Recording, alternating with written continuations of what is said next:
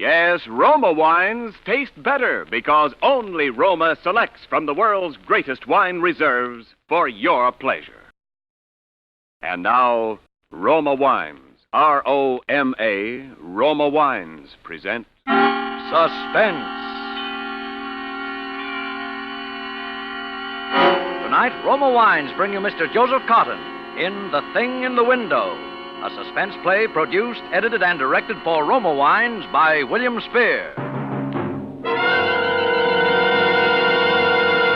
Suspense, radio's outstanding theater of thrills, is presented for your enjoyment by Roma Wines. That's R-O-M-A, Roma Wines. Those better-tasting California wines enjoyed by more Americans than any other wine. For friendly entertaining, for delightful dining. Tonight in our Suspense Theater, we bring you the premiere of the newest suspense play written by Lucille Fletcher, the author of such distinguished radio dramas as Sorry, Wrong Number and others. But before we ring up the curtain on tonight's play and on the performance of our star, Joseph Cotten, let me make a suggestion. Why battle last-minute Christmas crowds downtown when the perfect gift is as close as your nearest wine merchant? Give magnificent Grand Estate wines, favored by discriminating wine users everywhere. From a single assorted case of Grand Estate wines, you can make several distinctive gifts and provide Grand Estate wines for your own holiday dining and entertaining, too.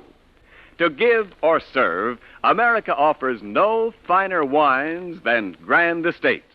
For Grand Estate wines, presented by Roma, America's greatest vintner, are limited bottlings born of choicest grapes, then slowly guided to rich taste luxury by ancient Roma skill and America's finest winemaking resources.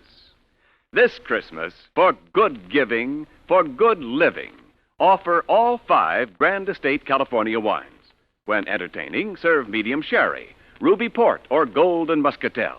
For gracious dining, Burgundy or Sauterne. Say your Merry Christmas smartly with Grand Estate wines, the crowning achievement of vintner skill. Yes, right now a glassful would be very pleasant as Roma Wines bring you Mr. Joseph Cotten as Martin Ames in The Thing in the Window, a tale well calculated to keep you in suspense.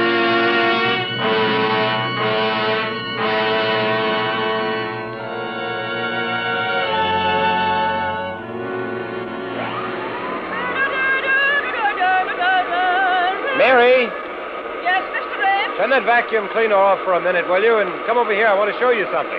Yes, sir. Right here, out this window. Now look across the street. No, directly across, the opposite apartment. See that window? About 3 windows in from the left, with a kind of blue draperies. Uh-huh. There's someone sitting there in a chair. He hasn't moved all night. I think he must be dead. Dead? Lord have mercy, Mr. Ames. Take a good look at him and tell me what you think, Mary. Okay. But I don't favor looking at a corpse, Mr. Ames. It's unlucky. Now, which window did you say? 3rd one over. Oh, I wish I had me glasses with me. There, right there, where my finger's pointing. I'm afraid I don't see it yet, Mr. Ames. Oh, look, the window with the blue draperies. He's wearing a sort of a gray suit. The arm, can't you see the arm hanging down over the side of the chair? No, sir. But you've got good eyes, Mr. Ames. If you see it, I'm not arguing with you. What are you going to do about it? I don't know. I just began to notice it last night. I guess I first have to be sure the man is really dead. That's right, Mr. Ames. You don't want to get yourself into any trouble. Maybe he's only sleeping, or maybe he's incapacitated. Maybe the poor soul's a stricken invalid, huh? Maybe.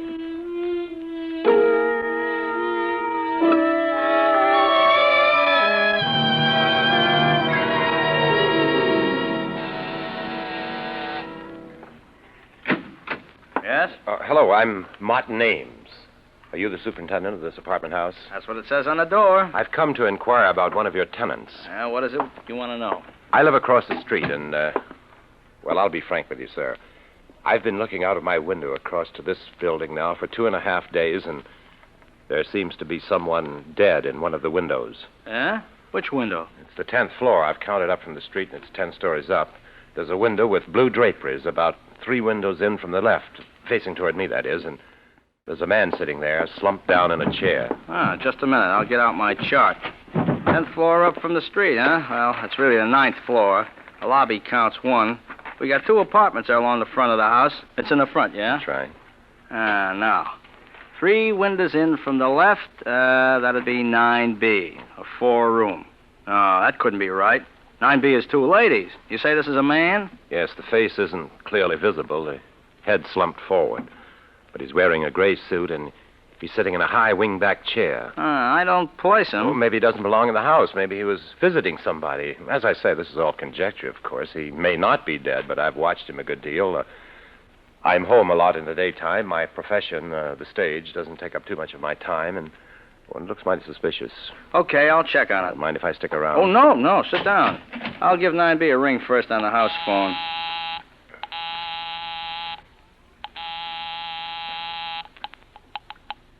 Hello? Oh, Miss Landis? Yes, this is Miss Landis. Who is this? Oh, this is Mr. Anson, the super. Everything all right up there, Miss Landis? Everything all right? Why, yes. Yes, of course. Okay, Miss Landis. Thanks very much. Thank you. Well, that's that. No soap on 9B. 9A is in the country. Well, anyway, if I got the window straight, like you said, it ought to be 9B. The 2 single ladies? Yeah, only it couldn't be them. They're real old maids. They've been living in the house for years. Real old-fashioned type, you know. Say, if they knew you thought there was a man in that apartment, oh, the 2 of them would just about jump out of their skins. Oh. Well, I don't know what to say. If you're sure it must be that apartment. Oh, yeah, that's a place, all right, but you probably just made a little mistake. You know how your eyes can play tricks on you? After all, it is a pretty wide street. I don't think I made any mistake.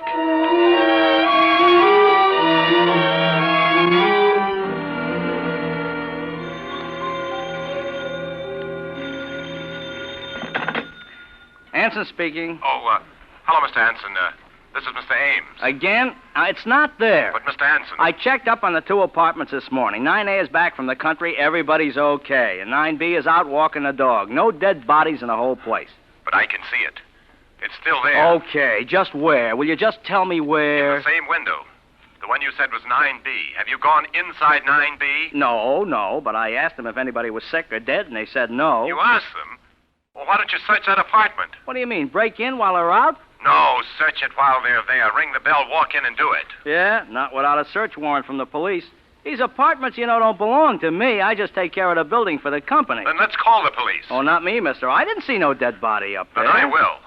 After all, somebody's got to do something.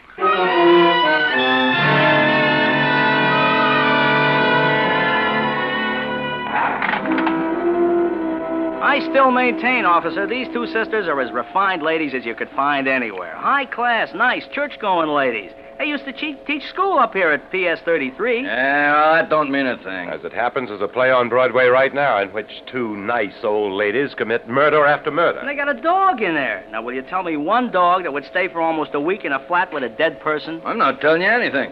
All I know, this gentleman, Mr. Ames here, reported a stiff over here. And if he says there is one, there is. Until it's proved different. Right, Mr. Ames? Well, I keep seeing the thing day in and day out. I'm not working at the moment and being home so much. None of the other neighbors have complained. Dead bodies ain't exactly... Oh.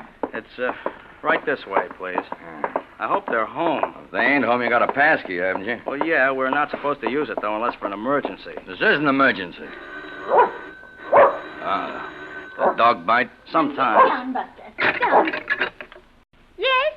Who is it? I'm awfully sorry, Miss Landis, but there's been some kind of mix-up. These 2 gentlemen want to look over your apartment. But why? It's not for rent. Oh, I know. It's just, they want to search around and check up Come on. Cut out the palaver. Hey, look, lady. A dead body's been reported sitting in one of your windows. What? Yeah. This guy lives across the street, and he's been seeing it over here for a week. Oh. So come on now, open up. A dead body. Oh, but that's impossible. My sister and I live here all alone. Yeah. We know all about it. Excuse me a minute. I'll call my sister. Vivian? Oh, come on. Vivian! It's the police. Hey, look, lady, I'm not standing out here all day. Come on, give me the pass key, Anson. It won't do no good. They got a chain on the door from the inside. Open up in the name of the law. How do you do? I am Vivian Landis. May I ask what this is all about, please? Certainly, lady. I got a search warrant here made out by this gentleman to search your place. He says you got a dead body in there. A dead body? Why, that's perfectly ridiculous. Yeah, isn't it? But it's been reported. And kindly take that door off the chain and let us through. Of course. First, may I ask, how did this peeping Tom see into our apartment? I thought, Mr. Anson, that we were quite private. Well, Look, he lives across the street on the same level. I just happened to be... Oh, well, then we shall have to keep our shades down in the future. Although one would think a grown man would have something better to do. Do come right in, gentlemen. Make yourselves right at home. Thanks. Is he coming in here, too, Mr. Busybody? No, he doesn't have to if you don't want him. Well, I most definitely don't.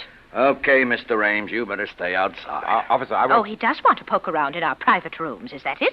Maybe he had some ulterior motive in worming his way in. Maybe he's come to get the lay of the land, and so he can break in someday to rob us. Okay, he's not coming in. Now, let's take a look at your window, lady.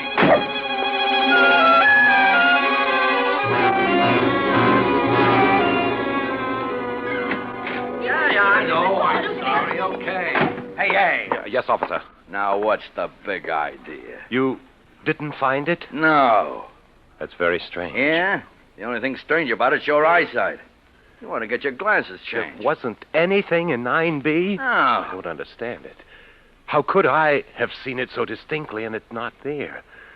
But perhaps it isn't in the window now. Perhaps they hid it while we were waiting outside the door. Hid it? Now, where do you hide a dead body in a four-room flat? I looked in all the clothes closets, under the sofas, in the chairs. Perhaps they got it out at the back into the service elevator. Single-handed? With all the garbage cans and laundry going up and down? Perhaps they had accomplices, perhaps. Oh, you probably think... Oh, it's so terrible to keep seeing it and feeling it slowly decaying there in secret. Why, the thing could be there for weeks. It's so high above the streets. Perhaps it'll never be found. Perhaps it's already being destroyed. Well, then, if it's gone, what do you got to worry about? You don't have to sit and look at it no more. No, I hope it is. I tell you, it's really getting me down. I haven't slept for nights keeping vigil. I'm in a nervous state. I haven't been this nervous in years. Yeah, I can see that. Well, look, why don't you try forgetting it for a while, huh? Try not to look over into that window. Or go away for a change. You've done what you could, Mr. Ames. If there is a stiff over there, well, that's my business, ain't it?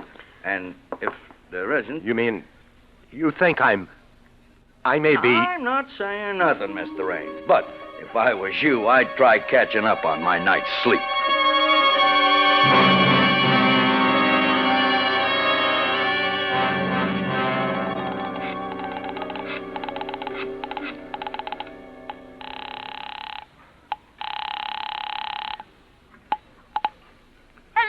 Miss Landis, I'm sorry to disturb you at this time of night, but I'm desperate. I haven't anywhere else to turn. What? Who is this? This is Mr. Ames, Martin Ames, your neighbor, the one across the street. I was in your apartment yesterday morning with the police, or rather, I was almost in your apartment. Your sister wouldn't let me in. Oh. Now, please don't think me a pest, Miss Landis. I don't mean to annoy you. It was only because I was so desperate that I initiated that search. It's quite all right. Goodbye. No. Please don't hang up because it's worse now than it ever was. Miss Landis, I've been sitting here opposite your apartment, staring into your windows, and I'm only asking you to help me, Miss Landis. Help me just a little. Help you? It's still there, Miss Landis. What is still there? The dead body in your window. Oh, but there isn't. How dare you? When the police... I know. I know now it hasn't anything to do with you. But would you do me just one favor, Miss Landis? Would you go into your living room and just check once more? Oh, I won't. I'll do nothing of the kind. You're out of your mind. Oh, perhaps No. I am, Miss Landis. That's what I'm trying to find out. Then perhaps your sister Vivian would help me. She's not at home. Oh, Lord. And anyway, I don't see how you can see in. I pulled the shades down in there yesterday morning. I know. They're all down still. Well, then how can you see? I can't. At least not the actual body. It's just a silhouette. I'm not maligning you or your sister, Miss Landis. If there's someone dead in there, it's not you who are doing it. But think of me. If you could just be here and look over there and see the shadow of those quiet fingers, that shoulder, that head. Oh, please! Stop it! Stop it! It's not here! It isn't! Tell me just one thing, Miss Landis. There is a chair by that window, though, isn't there? Yes. There's a chair. A high-backed wing chair. Mm-hmm. And Have you anything on it? Anything piled up? I mean, like curtains or cushions or dressmaker's dummy? Or, Of course not. or do you have a plant in the window in front of it? Some kind of a odd table? Anything that would cast a shadow like a man's head slumped forward or an arm hanging limp? No, there's nothing. Nothing but the chair. Then would you do me just one more favor, Miss Landis? Please, and as an experiment, would you just go into the living room and move that chair from the window, please?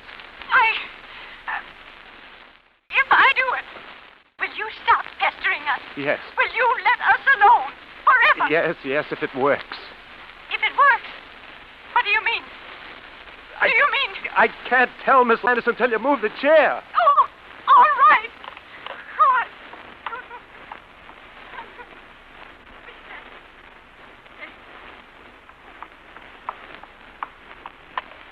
Hello. Yes. I moved it away from the window. It's at the other end of the room, and there's nothing in it. It's empty. Oh, I see. Well, thanks very much, Miss Landis.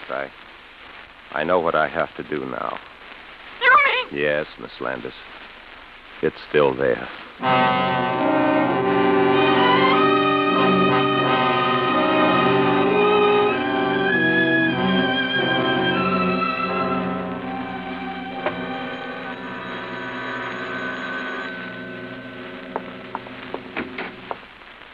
Miss Landis. Where is it? I want to see it at once. Oh, yes, Miss Landis. Come in. I hope you'll excuse my appearance. I've just passed another sleepless night. So has my sister, and so have I. What do you mean by all this business, Mr. Ames? You have frightened my poor sister nearly to death. Seeing things that aren't there when you know that they're not. I know they're not. Oh, I wish there were. I wish to heaven I'd never looked out that window. I wish those walls were solid stone and your walls. Oh.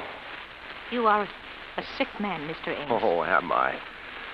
I wish I were, but I'm perfectly sane and well. I went to a psychiatrist yesterday, and guess what he told me? That there's nothing wrong with me, nothing. I can't believe that. But to you, I suppose it's a form of madness to persist in seeing this hideous image. But not me, Miss Landis. No. I finally come to an entirely different conclusion. And what is that? The supernatural. The supernatural? A ghost? What nonsense, Mr. Ames. Yes, I suppose it is nonsense to you. You've been a school teacher. Yes. You believe in logic and common sense, the things that give a pretense of solidity to this frail little life of ours. But I'm an artist. And I've always had a feeling for the thing beyond, the intangible, the shadowy. We're children, Miss Landis. Children playing along the edge of the ocean. We laugh and toy with the waves and mock fright. But sometime one of us slips down into the darkness. Sometimes the depths rise and we glimpse the yawning fangs of the eternal. You put things rather oddly, Mr. Ames. Just exactly what do you mean? Simply this. I checked on that building with the real estate agents yesterday afternoon after I'd left my psychiatrist. And there was a murder. In our apartment? Well, the report didn't say. You know how they try to hush those things up. But it was a man, a young man, the lover of one of the tenants, a Miss Sweetser. Sweetser? Why, that's the name of the people who lived there before us. Oh. They were an elderly couple, Mr. and Mrs. Sweetser. I never saw any Miss Sweetser. She died. She was the daughter. She killed herself afterwards by jumping out one of the windows. Oh, perfectly awful. Rather a ghastly coincidence, isn't it? Was it out our window? Who knows? She must have been a very neurotic person, though, this Miss Sweetser. Half-crazed, almost with love or jealousy. I checked on the details in an old newspaper. Oh. She cut his throat, nearly decapitated him. And it said that when they lifted his body out of the chair later, his head almost rolled. Excuse me. Mr. Ames, I'd rather not hear. I still can't believe that if there is something, if there could possibly be something, why haven't we seen it too? Why should you Haven't you seen it, Miss Landis? No. You sure? Never? Perhaps in the middle of the night, getting up and passing that room, seeing that chair outlined against the window, just in passing, perhaps? You've never had a glimpse? No. I really must be going. No. Please stay and look at it. I want you to see it out of my window. My sister Elaine, she's very nervous, Mr. A. I can't leave her so long alone. Then how will I know? How? Well, Miss Landis, I No. thought you came here especially. It'll only take a minute. I Look, really- It's right in here in the bedroom. I just have to let up the Venetian blind. Oh, Miss Landis. Don't go. Miss Landis.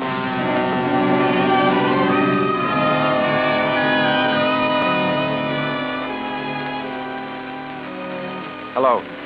Oh, hello, Sergeant. This is Ames, Martin Ames. I just called to let you know. I think you're right about that good night's sleep. Yes, I'm going away tomorrow for a long rest, shutting up my apartment. Yes, I'm all tied up in knots. I don't know what to think. Oh, they're dead. Yes, I saw the moving van in front of the house, but I didn't know it was those sisters. Couldn't take it, huh? Well, I can't take it much longer myself.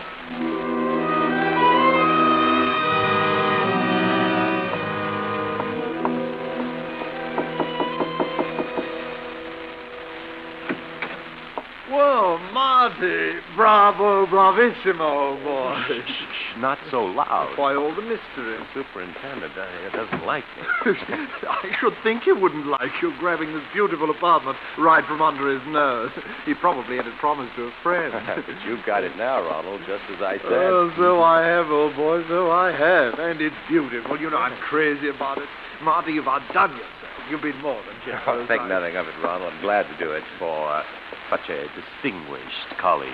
Well, it certainly was nice of you. And I wish I could do something in return, Marty. I really do. Oh, no. Perhaps that play I'm doing next season. You know, there's a part in it. It's a rather small part, but very necessary. Thanks just the same, but I'm doing pretty well just now, Ronald. And I don't know how you found it, Marty. In his housing shortage. You know, why even the superintendent is noticed for rent. When your call came to my manager, I left rehearsal. I wouldn't trust it to anyone but myself. I left the whole cast just standing there when I came over. And when I asked this gloomy character, Anson, he said he'd heard nothing about it. So I insisted, of course. I told him who I was. Finally, he called up. Sure enough, it seems these two sisters who lived here just decided to move out. Really? Well, say, I hope you didn't mention my name, though. If Anson known that I tipped you off. Oh, no. You asked me not to. Anyway, I think my own name was enough. Oh. Seriously, Marty, how did you know? Were they friends with you? Oh, no. It's a rather long story. Here, let's sit down, shall we, in the living room. No. You take the chair. I guess they must have left that when they moved out. No, thank you. Well, to be frank, Ronald, I got this apartment by a ruse. A ruse, Marty? What kind of ruse? Oh, a pretty nasty one. I frightened the last tenants away. I told them I saw a dead man sitting here in this window. No, not really. How clever of you. Of course there was one. Oh, no. You see, I live across the street, directly across, in that apartment there with the striped curtain. Oh? One night, just sitting there late, I got an amusing thought. There was a kind of shadow across this chair, the one that you're sitting in. It reminded me a little bit of a corpse. And it came to me that it might be fun to create a great part, a character, a corpse that wasn't there. I don't follow you. Why? Some actors need a play, Ronald, to create a role. Others, the great ones, work out their own dramas. Mm-hmm. I proceeded to invent a part for myself. I was the eyewitness, the innocent bystander across the street who saw a corpse in here. And I kept seeing it, and finally, by the power of suggestion, it became real enough to frighten them away. Very clever.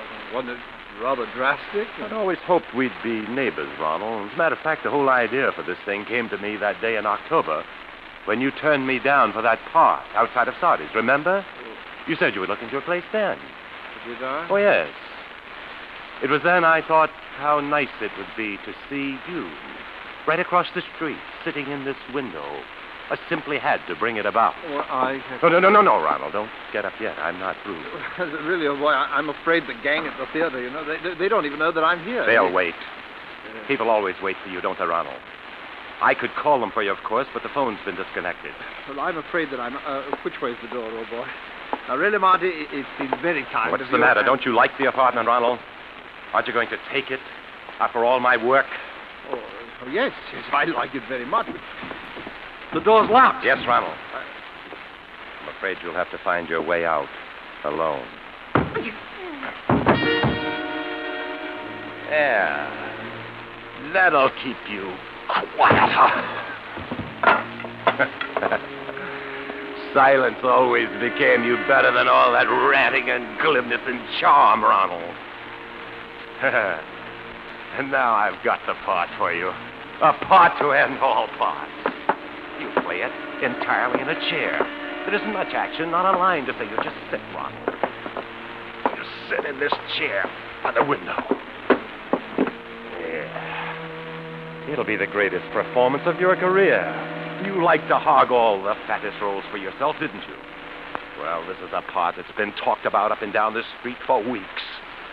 You'll play the part of a ghost. A corpse that never was. A hallucination in my brain. And who'll be your audience? I will. I, the insignificant, outmoded ham who wasn't fit to appear in your precious plays, but good enough to put you here, Ronald. Who's the better actor now, Ronald?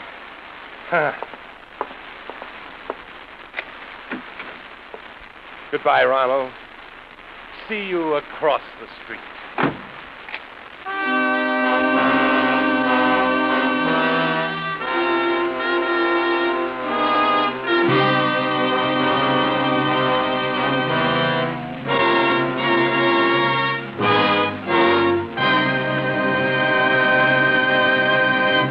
Suspense. Presented by Roma Wines, R-O-M-A, Roma, America's favorite wine. And now this is Ken Niles with a curtain call for the star of tonight's play, that perennial suspense favorite, Joseph Cotten. Joe, tonight marks your 7th appearance on Suspense in less than 3 years, making you our all-time champion guest. No Cotton shortage on Suspense, Ken. And no shortage of suspense when Cotton's on hand either. In appreciation of those 7 stellar performances, here's a Christmas present for you, Joe.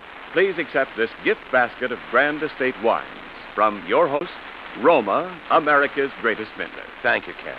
And you're an outstanding host this Christmas when you serve these magnificent Grand Estate wines.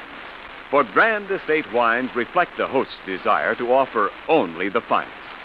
Grand Estate wines delight the most discriminating guests, whatever the occasion. I'll remember that, Ken. And don't forget, Grand Estate wines make ideal gifts, friendly, thoughtful gifts, in perfect taste. Yes, for gift or guest, America offers no finer wines than distinguished Grand Estate wines. For the holidays, keep on hand all 5 Grand Estate California wines. When entertaining, serve medium sherry, ruby port, or golden muscatel. For gracious dining, Burgundy or Sauterne. Each limited bottling of Grand Estate wine, carefully selected by Roma, is a wine outstanding in rare taste pleasure. So this Christmas, give or serve the finest. Grand Estate wines, the crowning achievement of vintner skill. Well put, Ken, but I must know one more thing. What about next Thursday's show? Well, it's a double threat show with the honors going to 2 distinguished ladies. It's called Philomel Cotten. The author is England's #1 feminine mistress of the art of suspense, Agatha Christie. And our star will be the most provocative European leading lady to visit our shores in many a moon, Miss Lily Palmer. Well, I've never missed a Suspense show yet, and certainly next week sounds even more intriguing than usual. Good night. Good night, Joe. We're all looking forward to seeing you in David O. Selznick's production, Duel in the Sun. Next Thursday, same time, you will hear Miss Lily Palmer as star of Suspense. Produced and directed by William Spear for the Roma Wine Company of Fresno, California.